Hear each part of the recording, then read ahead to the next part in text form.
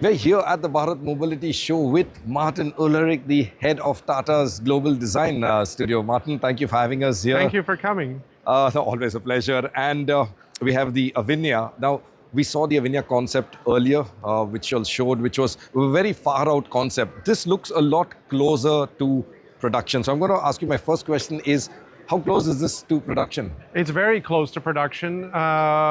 It's on the package that we have, the platform that we have, and to be honest, everything that we design now, there's no longer a concept production vocabulary. The production cars have to look like concepts. Right. But the other thing is that this, the Avinya X, is the second model in the portfolio. The concept that we showed 2 years ago, which is a manifesto, but actually that is the first product that we're going to be launching, and that's now finished in the design department. And the production version will launch that next year, and this will be the second model in the portfolio. So this is more, that is more of a sportback, very low, 5-door, very dynamic, a real brand builder. This is the second product, which is also a brand pillar, but it's more of a straightforward SUV. You can see from the proportions. Exactly. Oh, so wow. So technically what we're seeing is the second product in the Avinya that's right. Sub-brand. Yes. Fantastic. Then we can't wait for both. And Avinya is not really, I would even call it a sub-brand. Avinya is a brand.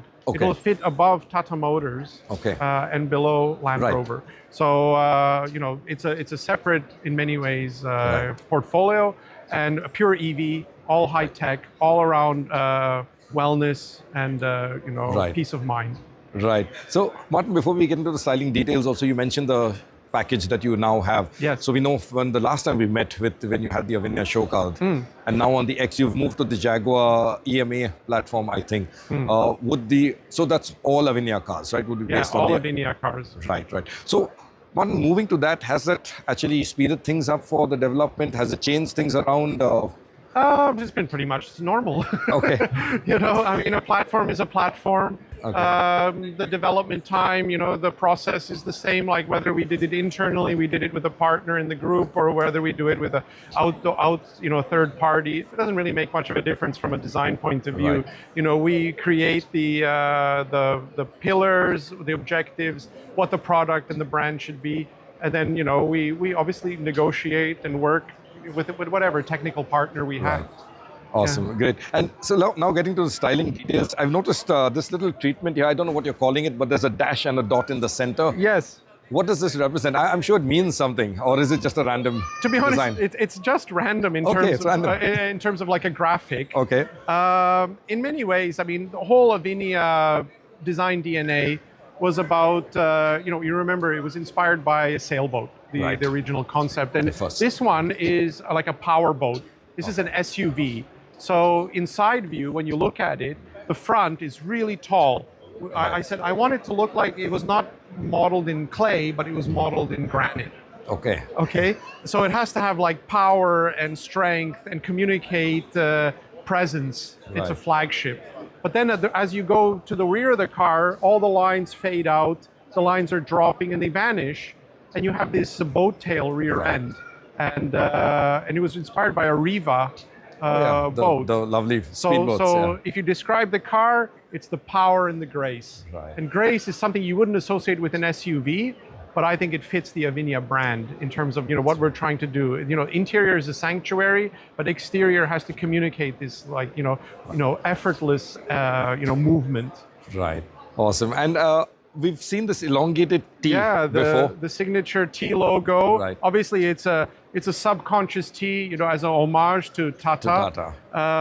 It's utterly recognizable. People don't have an explanation, but it's the signature. The badge is the light signature, and the light signature is the badge. And it emphasizes the width. And, if you get into some sort of metaphor, I always say it's the endless horizon. Possibilities of where you're going. It's the signature on the front and the rear. The main thing was it's uncompromised. It's dead straight. Right. Both on the front and the rear. And when you start the car, it's the first thing that illuminates. And you'll also notice, on the images, you can see it just through the windows, but the instrument panel also now has the T on it. Right. So that's like, almost like the beginning of the journey. Awesome. And I have to ask you a question on design then. Does this sort of bracket you into a certain, because all your cars, Avinya cars, would have this. Yes, that's right. So would this bracket you in terms of creative freedom, or Not at all. happy In with many this? ways, it's an anchor. To design, I always tell the designers and the design team, do whatever you think is right. So it's utterly open. But at the same time, this is one of the things that is non-negotiable. Right. Got it. Got it. So, Martin, let's move on. Sorry, actually, I've got to stop you there. I did notice this Avinya matrix technology. Yes. Can you tell us a little bit about this? Yeah, I mean, we're constantly challenging the status quo in terms of, with our technical partners, suppliers, and everything like that. Lamp technology on the exterior is what communicates the perception of quality. More than anything on the exterior. So, for instance, make them as slim but as high performance. Lights are very functional. Just needs to communicate visibility, light, but it's also a signature and it's an avatar for the way people perceive the brand. Here, again, I didn't want any split lines. It's the same thing with the Sierra that we just launched. That's the production car. It's a one-piece DRL. And they were like, why don't you have it as a three-piece? And that would have been the normal approach. Right. But again, it's like, for me, design is about reducing lines, reducing complexity and all that. So it's not only the principle behind it, but it's all about, like I said, the way people perceive technology is the way people will perceive the brand and the product. No, that's true. And in fact, DRLs, I pretty often say it's like the new chrome, I think, today, lights, yes. LEDs. I remember a couple of years ago, people were asking me, like, what do you think about chrome? And I said, I'm getting rid of all of the chrome on all the cars. And people were really shocked because it is a way people perceive, not bling. Obviously, it's bright work, as we call it. But in many ways, it communicated prestige, premiumness, status, and all that. But for me, the methodology is not sustainable. And the process is very complicated. And I found it like, I think you can communicate premiumness and prestige and status without chrome. So, for instance, with lights. So lights have replaced chrome. That's true. And the matrix technology, would it also functionally do, the auto adjustment for the beams and all of that? Yeah, absolutely. Right, so we can expect that. It will be smart thinking lights, long beam, high beam, automatically, you don't have to like flick it anymore and things like that. I mean, it's all about, like I said, communicating, forward looking. Martin, over to the side. I see this car has outside rear view mirrors. A lot of the concepts we've seen, you all have done sometimes like a wing camera and things like that. That's why we said this is production intent. That's the packaging.